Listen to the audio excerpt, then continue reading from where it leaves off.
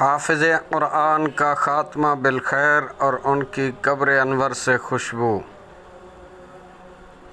جب قبرستان میں نماز جنازہ پڑھایا جا رہا تھا، وہاں جنازہ گاہ میں وہی نقاب پوش بزرگ موجود تھے۔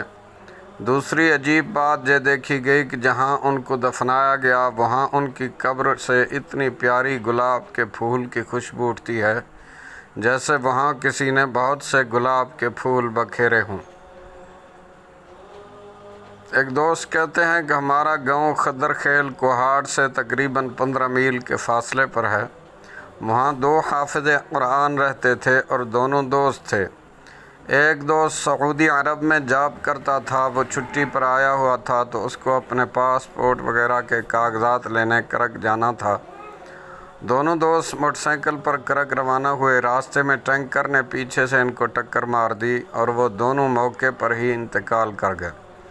جب ان کو گھر لایا گیا تو ایک عجیب بات یہ ہوئی کہ ایک بزرگ سفید لباس میں ملبوس، جن کے چہرے پر سفید رنگ کا نقاب تھا، وہ ان کی چارپائی پر بیٹھے تھے اور آنکھوں سے آنسو ٹپک رہے تھے۔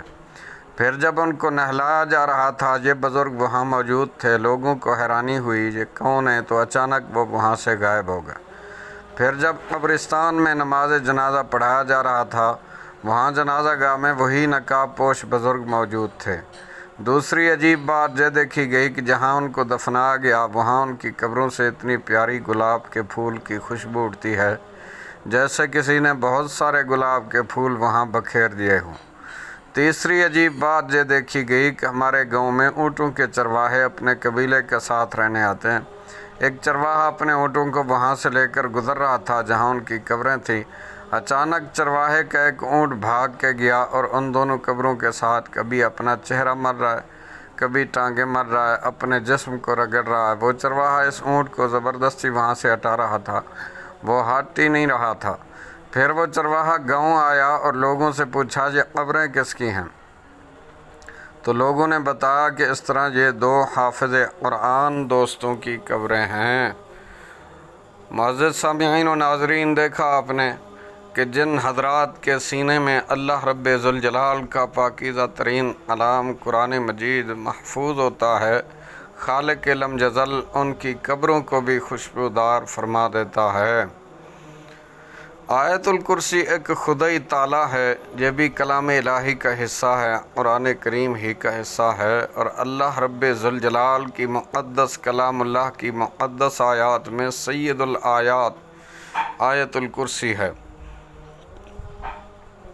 میری والدہ اکثر بتاتی ہیں ہمارے گاؤں میں ایک بندہ تھا، اس کی بڑی خوبصورت اور نسلی بھینسیں تھیں۔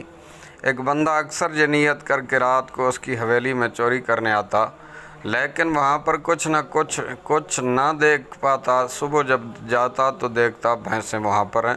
کسی نے اس بندے سے پوچھا، حیران کن بات ہے، تمہاری بھینسیں بالکل ٹھیک ہیں، کوئی چوری نہیں ہوتی، گاؤں میں اکثر لوگوں کی چوریاں اور جانور لوگ لے جاتے ہیں۔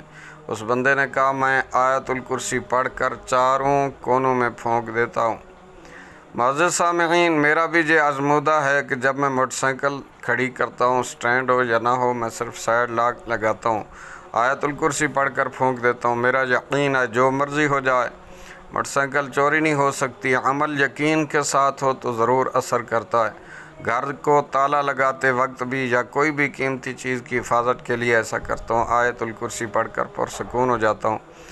معزز سامعین، یہ آیت الکرسی ایک خدائی تالا ہے، اور جو انسان اس پر بھروسہ کر لے، اللہ رب ذوالجلال اپنے پاک کلام کے صدقے میں اس بندے کے ہر چیز اور ہر قسمی حفاظت اس کی فرماتا ہے۔